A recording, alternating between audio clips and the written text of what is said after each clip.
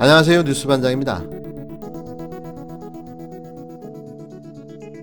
전혀 사실에 근거하지 않고 제가 수사를 먼저 철저히 지시한 사람이고, 그리고 야당 정치인 관련 부분에 대해서는 제가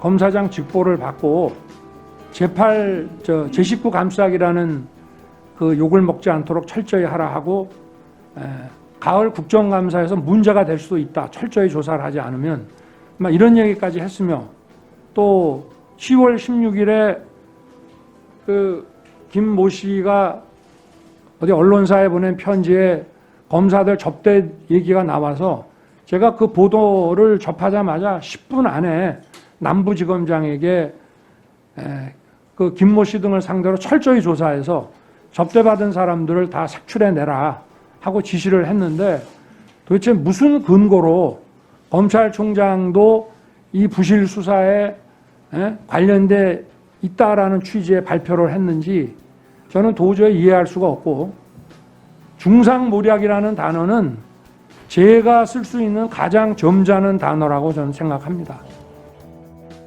라임 검찰 로비와 관련해 김봉현 전 스타모빌리티 회장의 두 번째 자필 입장문이 추가로 공개됐습니다. 이 입장문에는 첫 번째 입장문보다 더 충격적인 내용들이 담겼는데요. 마치 작심이라도 한 듯 그간 검찰에서 지속적으로 당해왔던 압박과 광요로 조작된 수사에 대한 모든 진상을 담아낸 듯 보여집니다. 김 전 회장은 21일 직접 손으로 쓴 14장짜리 문서를 언론사에 보냈는데요. 지난주에 공개된 첫 번째와 비슷한 형식이지만 새로운 주장들이 담겨 있습니다. 물론 아직 김 전 회장이 주장이고 수사에서 확인돼야 할 문제이긴 한데요. 사실관계는 수사를 통해 밝혀질 것으로 기대합니다. 가장 눈에 띄는 건 수사를 피해 도망을 다니던 지난해 검찰 관계자들이 도피 방법을 알려줬다는 내용인데요. 그 내용이 실로 충격적입니다. 도주를 권유했다거나 수사팀의 추적 방법과 휴대전화 사용 방법 등에서 조력을 받았다고 주장하고 있는 김 전 회장은 이 자필 문서 속 주장들은 법무부 감찰 조사에서도 말했다고 전했습니다. 라임 펀드를 기획한 핵심 인물 이종필 전 라임 자산 운용 부사장은 지난해 11월 법원의 영장실질 검사를 앞두고 잠적했습니다. 디스플레이 업체 리드 경영진이 800억 원대 횡령을 하는데 가담한 혐의로 검찰이 구속영장을 청구한 건데요. 당시 이 전 부사장이 사라지자 라임 수사에도 차질이 빚어졌습니다. 도주는 5달 만인 지난 4월 이 전 부사장은 서울의 한 빌라에서 붙잡혔는데요. 잠적했던 김봉현 전 회장과 함께 체포됐습니다. 이들은 수십 대의 대포폰을 사용하고 택시를 여러 번 갈아타며 이동하는 방법 등으로 수사망을 피한 것으로 조사됐는데요.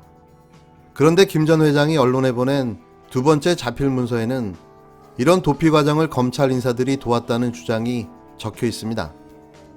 김 전 회장은 검찰 관계자들이라고 표현했고 이들이 도피를 권유한 것을 넘어 도왔다는 주장까지 하고 있는데요. 검찰이 어떻게 피의자들을 추적하는지, 휴대전화를 어떻게 사용해야 하는지 등을 알려줬다는 취지입니다. 당시 검찰 관계자들이 처음엔 일단 도망가고 두 번째는 부인하고 세 번째는 백을 이용하라는 이른바 1도 2부 3백이라는 용어도 썼다고 했는데요. 김 전 회장은 또 이 관계자들에게 수사 진행 상황도 들을 수 있었다고 주장했습니다. 수사 상황이 자신 앞에서 생중계됐다, 생생하게 들었다고 했는데요. 김 전 회장은 이런 내용을 법무부 감찰 조사에서도 이야기했다고 거듭 밝혔습니다. 검찰의 짜맞추기 수사, 난 거의 수사팀 일원이었다. 김 전 회장이 추가로 밝힌 입장문 내용의 일부분입니다. 김봉현 전 회장은 검찰의 특수수사 방식도 언급했는데요. 6개월간 거의 매일 불려다녔다며 검찰에 충성했고 자신이 거의 수사팀의 일원이었다고 주장했습니다. 김봉현 전 회장은 서울 남부지검의 수사 과정에서 부당한 일을 많이 겪었다고 주장했는데요. 조사를 받을 때의 실제 저의 사례라며 자신의 수첩에 적힌 여당 의원과 관련된 내용을 예로 들었습니다. 실제 만난 장소를 적어둔 표기란에 의원 이니셜과 다른 표기란에 적어둔 부분이 차이가 나자 검사가 5년이 지난 사건인데도 두 표기란에 차이가 있으면 수사 진행이 안 된다면서 두 부분의 차이점을 맞추도록 유도했다고 했는데요. 오래전 휴대전화 위치와 카드 사용 내역, 차량 출입 기록들도 날짜를 알려주고는 이날이 맞죠라고 하며 퍼즐 조각 짜맞추듯 거의 모든 수사가 이루어졌다고 썼습니다. 수사가 여당 정치인에게 집중됐다는 주장도 재차했는데요. 여당 정치인들은 라인펀드와 아무 관계가 없다고 수차례 얘기했고 5년 넘은 사건인데도 6개월에 걸쳐 수사를 진행하고 있다는 겁니다. 온 가족이 동원돼 수첩 하나를 찾으려 수차례 검찰청을 오갔다고도 했는데요. 강기정 전 정무수석에 대한 의혹이 언론에 보도되자 자신을 면담한 검사가 환하게 웃으며 증언을 아주 잘했다고 칭찬했다고도 주장했습니다. 하지만 야당 정치인 관련 청탁 의혹에 대해서는 면담 과정에서 로비 정황을 자신이 직접 듣고 움직임을 봤다고 밝혔는데도 자신에게 어떤 조사도 이루어지지 않았다고 했는데요. 재판 증인으로 나갈 때도 수사팀이 개입했다는 취지의 언급도 했습니다. 라인펀드 본부장 관련 재판에는 증인으로 나가는 걸 막지 않더니 자신의 친구인 전 청와대 행정관 김모 씨의 재판에는 나가지 못하게 종용했다는 건데요. 또 자신이 선임한 정관 변호사들이 얼굴을 잠깐 비추고 수사 방향을 정했다며 검사가 조서 작성을 하다가도 정관들이 오면 가서 문까지 열어드릴 정도로 깍듯했다고 주장했습니다. 반면 당시 수사팀 관계자는 원칙대로 수사했고 짜맞추기 수사를 한 적이 전혀 없다고 반박했는데요. 문건에는 대우조선 해양수사팀이라는 단어들도 들어가 있습니다.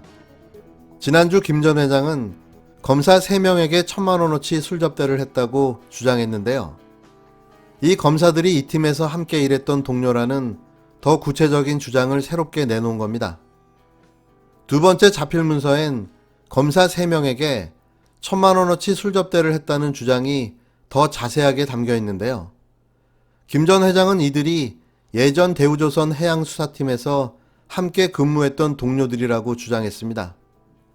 대우조선 해양을 수사한 건 2016년 출범한 검찰의 부패범죄특별수사단인데요.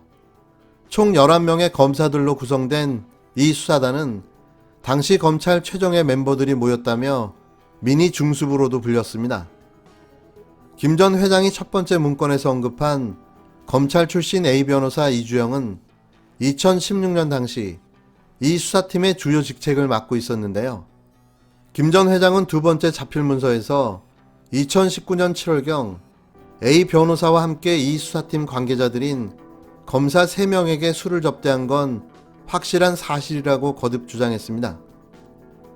법무부 감찰조사에서 사진으로 2명을 특정했다고도 했는데요. 다만 1명은 사진상으로 100% 확실하지 않아 특정하지 않았다고 했습니다. 김 전 회장은 이때 만난 검사 3명 중 1명이 라임 수사팀 책임자로 가 있었다고 언급한 바가 있는데요. 김 전 회장은 문서에서 A 변호사와의 인연도 자세히 적었습니다. 검사 재직 시절 알게 됐고 2019년 3월경 수원여객 사건 변호인을 찾다 선임하게 됐다고 밝혔는데요. 이후 거의 매일같이 어울렸고 호텔 회원권, 골프장 회원권 등을 선물하면서 지극하게 모셨다고도 주장했습니다. 그동안 김 전 회장의 주장에 대해 A 변호사는 반박해왔는데요. 김 전 회장과 술자리를 한 건 맞지만 검사가 아닌 검사 출신 변호사들과 술자리를 한 것이라는 내용입니다. 또 김 전 회장과의 면회에서 검사들이 궁금해하는 정관계 로비 관련은 사실대로 다 이야기해야 한다는 조언을 해준 것이라고 설명했는데요. 라임 사건과 관련해 남부지검을 한 번도 찾아간 적이 없다고도 주장했습니다. 또 김 전 회장은 법무부 감찰조사에서 이런 내용을 진술했다고도 밝혔는데요. 앞서 첫 번째 자필 문서에선 검사들에게 술 접대를 했다고 주장했고 수사관들에겐 추석 떡값 등을 줬다며 액수까지 기록했습니다. 두 의혹의 연관성이 있는지를 비롯해 검찰이 앞으로 수사를 해야 할 내용이 더 늘어난 셈인데요.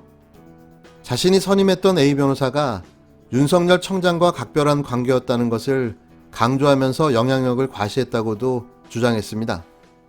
윤 청장 측근인 수원지검장 출신의 모 검사장도 언급했는데요.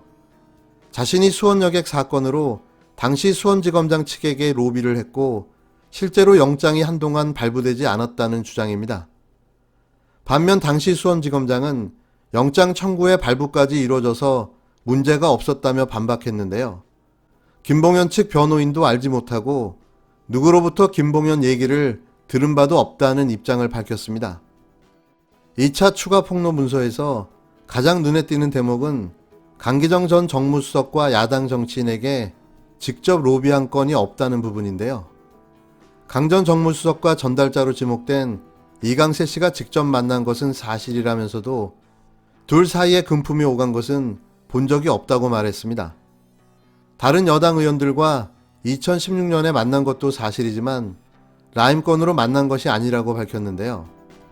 다만 양복 제공 등을 했는지에 대해선 부인하지 않았습니다. 야당 유력 정치인으로 지목한 인물에 대해선 라임펀드 관계사인 모 시행사 김모 회장이 2억을 지급했다고도 주장했는데요.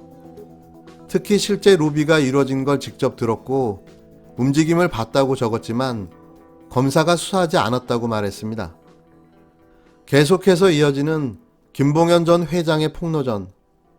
아마도 3차, 4차까지 계속해서 진행될 듯 보여지는데요. 22일 국감장에 출석하는 윤석열 청장의 답변과 해명, 궁색한 변명이 기대됩니다.